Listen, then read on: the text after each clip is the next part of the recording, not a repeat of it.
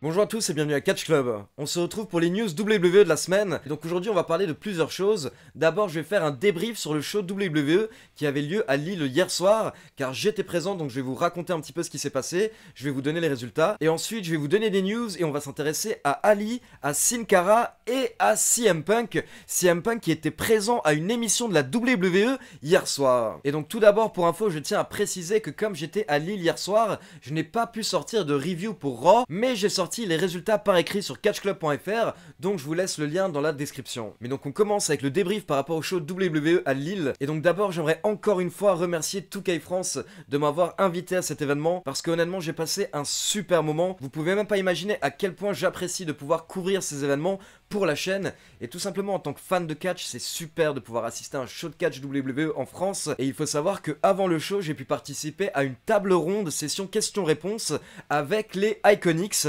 Peyton Royce et Billy Kay. Donc on était une dizaine de médias et on a pu poser quelques questions aux Iconics, et bien entendu je vous posterai la vidéo dans quelques jours sur Catch Club. Mais du coup j'aimerais également remercier tous les abonnés de la chaîne, toutes les personnes qui regardent mes vidéos, qui likent les vidéos, qui laissent des commentaires, parce qu'honnêtement c'est grâce à vous en fait que Catch Club fonctionne tout simplement, et que Catch Club continue de grandir, et c'est grâce à vous que du coup moi je me retrouve invité à des événements de la WWE, des shows de catch en France par exemple. Donc voilà, tout simplement merci. Et donc l'après-midi en fait, comme je vous l'ai dit, on a eu cette table ronde avec les Iconics, et donc après on est allé directement au show. C'est pour cette raison en fait que moi j'ai pas pu vraiment organiser de rendez-vous pour essayer de voir les abonnés hier, parce que je connaissais pas exactement mon emploi du temps. Donc il faut savoir qu'on est arrivé au Zénith de Lille à peu près 30 minutes avant que le show démarre. Et donc pour ceux qui suivent un petit peu la chaîne, vous savez que cette année j'étais à WrestleMania, j'étais à Raw, j'étais à NXT TakeOver, mais j'ai déjà été également à plusieurs live events en France, à Paris, et honnêtement il y a clairement une ambiance différente en fait lors des live events. Je l'avais déjà expliqué, parce que les catcheurs prennent un petit peu moins de risques, ils se frappent un petit peu moins fort, il y a un petit peu moins d'impact, moins de prise de risque, mais par contre il y a une interaction avec la foule qui est géniale, et d'ailleurs on a vraiment pu le sentir lors du premier match. Mais donc d'abord il faut savoir que le présentateur durant toute la soirée c'était Byron Saxton, mais pour lancer la soirée, Byron Saxton a accueilli Christophe Ajus et Philippe Chéreau, et donc là ils ont mis le feu à la salle, et on a commencé avec le premier match de la soirée. C'était un match avec 3 équipes, les New Day, les Revival et Luke Harper et Eric Rowan. Et honnêtement ce match était génialissime grâce à l'interaction avec la foule. Vraiment les catcheurs s'amusaient dans le ring, ils s'amusaient avec le public, et du coup tout le monde était à fond dedans, et honnêtement c'était un match ultra divertissant. Pour tous ceux qui sont pas à fond sur les Revival, croyez-moi que les Revival en live sont excellents, ils savent vraiment parfaitement comment jouer avec la foule. Et à côté de ça en fait on a Luke Harper et Eric Rowan qui ont décidé de quitter le match dès le départ, mais bien entendu ils sont revenus quelques minutes plus tard pour empêcher un tombé, et au final ce sont les New Day, Big E et Kofi Kingston qui ont remporté le match. Puis le second match de la soirée c'était Andrade contre Sin Cara, et donc là j'avais le cœur brisé littéralement, parce qu'Andrade a fait son entrée et il était seul les gars. Andrade était seul. Et ça m'a fait mal. Parce que je pensais logiquement que Zelina Vega avait fait le voyage, mais malheureusement ce n'était pas le cas. Donc bon, j'ai pleuré quelques minutes, mais après c'était réglé. Et donc Andrade a affronté Sin Cara. Et on va parler de Sin Cara un peu plus tard dans la vidéo, car pour info il faut savoir qu'il y a quelques jours, Sin Cara a demandé à être libéré de son contrat aux officiels de la WWE. Donc je vais vous faire une petite mise à jour sur la situation actuelle de Sin Cara. Et donc encore une fois on a eu un bon match, les deux catcheurs qui jouent énormément avec le public, et c'est Andrade qui a remporté le match. Puis le quatrième match de la soirée c'était le match pour le titre intercontinental. Et en fait selon la carte que la WWE avait sortie, le match pour le titre intercontinental hier soir devait être Shinsuke Nakamura contre Daniel Bryan. Et donc Shinsuke Nakamura contre Daniel Bryan, moi dans ma tête c'est un petit peu un dream match, même si bien entendu les catcheurs ne se donnent pas à fond lors des live events, je pense qu'ils nous auraient tout de même donné un très grand match. Mais à ce moment là en fait on a le droit à l'entrée de Ali, et donc on se retrouve avec un match entre Ali et Shinsuke Nakamura qui est accompagné par Sami Zayn. Sami Zayn qui fait un petit speech en français quand il rentre, et bien entendu il s'est moqué du public français, donc c'était vraiment très bien joué de la part de Sami Zayn. Et bien entendu durant le match Sami Zayn est intervenu, il a attaqué Ali, ce qui a provoqué la disqualification de Shinsuke Nakamura. Et à ce moment là heureusement on a eu le droit à l'entrée de Daniel Bryan. Et au final ça nous a mené à un match par équipe entre Daniel Bryan et Ali, et Sami Zayn et Shinsuke Nakamura, et donc ce sont les faces, Daniel Bryan et Ali, qui ont remporté le match. Et donc il faut savoir que après le match, Ali voulait que Daniel Bryan fasse des yes avec la foule, mais Daniel Bryan refuse, car si vous vous rappelez bien, Daniel Bryan a dit que le yes movement était mort. Et donc ils ont joué pendant au moins 2-3 minutes, Ali voulait que Daniel Bryan fasse les yes, mais Daniel Bryan refusait. Puis au final, bien entendu, il a accepté. Et donc on s'est retrouvé avec des milliers de personnes dans le Zénith de Lille qui faisaient des yes avec Daniel Bryan. C'était génial. Ensuite, on a eu le match un petit peu fourre-tout où ils ont mis tous les catcheurs qui n'étaient pas sur la carte. Donc on a eu un match 4 contre 4 avec Apollo Crews, Shorty G, Grand Metalik et Lince Dorado. Et donc ces 4 catcheurs étaient bien entendu accompagnés par Kalisto contre Bo Dallas, Cesaro, Robert Roode et Dolph Ziggler. Et encore une fois, ce sont les faces, donc la Lucha House Party, Apollo Crews et Shorty G qui ont remporté le match. Puis le match suivant, c'est un match pour le championnat féminin avec la championne Bayley contre Charlotte Flair. Charlotte Flair qui donne vraiment cette impression de reine quand elle fait son entrée vers le ring, c'est assez impressionnant. Et à côté de ça, cette Bayley assez dark, et bien entendu il faut savoir qu'il y a rarement des changements de titre lors des live events, donc c'est Bayley qui a remporté le match. Et ensuite on est passé au main event, Roman Reigns contre King Corbin. Et honnêtement c'était impressionnant de voir à quel point Roman Reigns est encore totalement adoré en France. Le public de Lille était vraiment totalement derrière lui. Et Roman Reigns a vraiment quelque chose de particulier. Honnêtement, je veux dire, hier soir, par rapport à tous les catcheurs qui étaient présents, on sent clairement une star quand il fait son entrée. Il a ce hit factor, comme le disent les Américains. Il a quelque chose en plus. King Corbin a essayé de tricher, il a essayé d'utiliser son sceptre, mais bien entendu, il s'est pris le Superman Punch et le Spear. Et donc, bien entendu, c'est Roman Reigns qui a remporté le match. Et donc, la soirée s'est terminée avec Roman Reigns qui a passé un petit peu de temps sur le ring. Puis, il a pris les photos avec les fans et il a serré la main des fans qui étaient au premier rang. Et il faut savoir qu'à ce moment-là, il y a quelqu'un qui s'est jeté sur le ring. Et je vous avoue qu'en fait, moi, j'étais tellement concentré sur Roman Reigns que j'ai même pas fait attention, donc j'ai juste vu la fin. Mais apparemment, un fan est passé par-dessus la barrière et il a sauté sur le ring. Et donc moi, honnêtement, j'ai pas exactement vu ce qui s'est passé, mais les autres personnes qui étaient avec moi m'ont expliqué que la sécurité a démoli le fan en question apparemment. Après, je veux dire, ils l'ont pas frappé, hein, mais ils ont été très rudes avec lui, ils l'ont clairement chopé et ils l'ont jeté à nouveau par-dessus la barrière et donc ils l'ont escorté, ils l'ont jeté.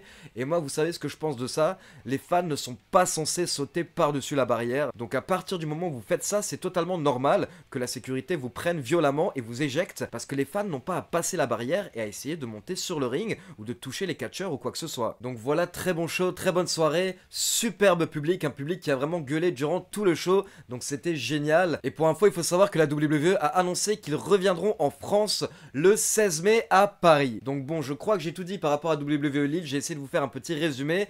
Et par contre, je suis désolé, mais je vais pas trop poster de vidéos du show, tout simplement à cause des copyrights, des droits d'auteur. Il faut savoir que c'est interdit en fait de filmer lors des shows, puis de le diffuser sur YouTube, et qu'en général, c'est interdit d'utiliser des vidéos de la WWE ou du contenu de la WWE. Donc c'est pour ça en fait que moi je n'en utilise pas sur ma chaîne, car sinon je risquerais tout simplement qu'on me ferme la chaîne. Mais par contre, j'ai quand même filmé plusieurs moments du show et je posterai de petits extraits sur Twitter @lecatchclub et j'en ai également posté sur mon compte Instagram. On passe maintenant à la partie news et donc on va commencer avec Ali, une toute petite news concernant Ali, ou plutôt Mustafa Ali devrais-je dire, car il faut savoir que depuis quelques heures, la WWE a changé le profil de Ali sur le site WWE et donc maintenant il s'appelle à nouveau Mustafa Ali. Donc pour les personnes qui me suivent depuis le début, c'est officiellement le retour de Mustafa Catch Club. Et donc il faut savoir que Mustafa Catch Club l'a confirmé sur Twitter, et donc derrière Rousseff a commenté en disant « Encore, t'as encore changé de nom !» Donc voilà, on ne sait pas trop pourquoi est-ce que la WWE décide parfois d'enlever le prénom ou le nom de famille et de le remettre,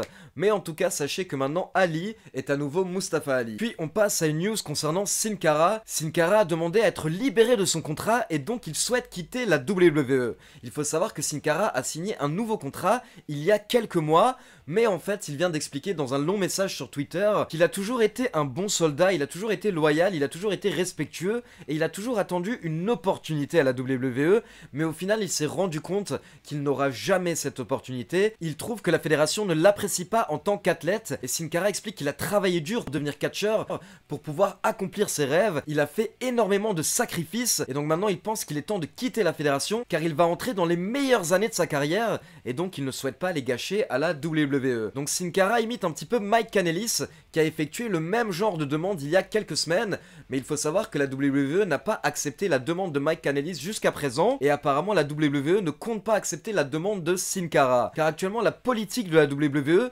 serait de ne libérer personne et de ne virer personne pour éviter qu'il finisse à la AEW, à Impact Wrestling, à la New Japan ou encore ailleurs. Donc pour le moment, la fédération n'a pas souhaité commenter l'affaire et c'est possible qu'elle ne commente pas du tout et qu'elle arrête tout simplement d'utiliser Sin Cara. Car par exemple, comme vous l'avez vu, Sin Cara était présent hier à Lille, mais il faut savoir qu'une fois que la WWE va rentrer aux États-Unis, Sin Cara était booké pour être à Raw la semaine prochaine, mais au final, la WWE a annulé sa présence et donc une fois qu'ils rentreront aux États-Unis, Sin Cara va rentrer chez lui. Et donc la fédération risque de ne plus l'utiliser pendant plusieurs mois, puis peut-être qu'ils l'amèneront à nouveau, comme ça s'est passé pour Luke Harper, ou peut-être qu'ils le laisseront chez lui jusqu'à la fin de son contrat, et il faut savoir que son contrat dure encore 3 ans. Et donc on passe maintenant à la grosse news du jour, ça va même être la news de la semaine je pense, car hier soir, mardi soir, CM Punk est apparu lors d'une émission WWE. Et donc bien entendu je tiens à préciser tout de suite que c'est une émission qui parle de la WWE, mais ce n'est pas une émission qui est produite par la fédération.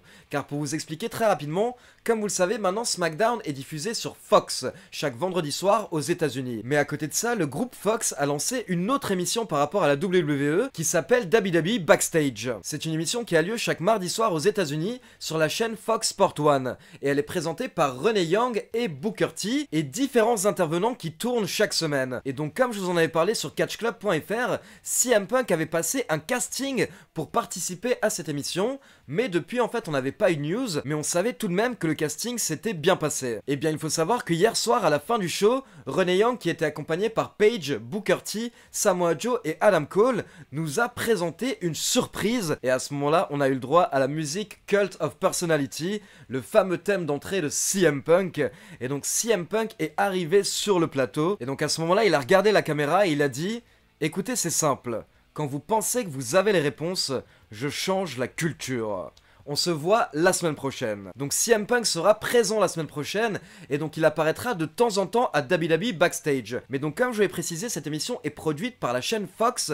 Donc CM Punk ne travaille pas directement pour la WWE, mais pour la chaîne Fox. Par contre, bien entendu, s'il a eu le poste, ça veut dire que la WWE a donné son accord. Car la fédération a tout de même le droit de valider qui apparaît lors de cette émission. Donc honnêtement, c'est pas une énorme surprise, dans le sens où CM Punk avait passé le casting et que comme je vous l'ai dit, ça s'était bien passé. Après, comme vous le savez, si vous connaissez l'histoire, CM Punk était en guerre contre la WWE ces dernières années. Quand il avait quitté la fédération, il était en très mauvais termes avec Vince McMahon et surtout avec Triple H. Mais apparemment, la situation a changé, la situation a évolué. Car lors des interviews récentes de CM Punk, il a précisé qu'il était ouvert à un retour dans le monde du catch et même à la WWE, mais si on lui fait une offre correcte, si on lui propose la bonne somme. Et à côté de ça, Triple H avait commenté, il avait répondu en disant qu'il était également ouvert à travailler un jour à nouveau avec Punk si la situation se présente et que toutes les étoiles sont alignées. Donc clairement on va dire que les deux parties se draguent un petit peu actuellement, ils essayent en fait d'envoyer des signaux pour dire qu'ils sont ouverts à une future collaboration. Et donc il faut savoir que la WWE a posté un communiqué sur son site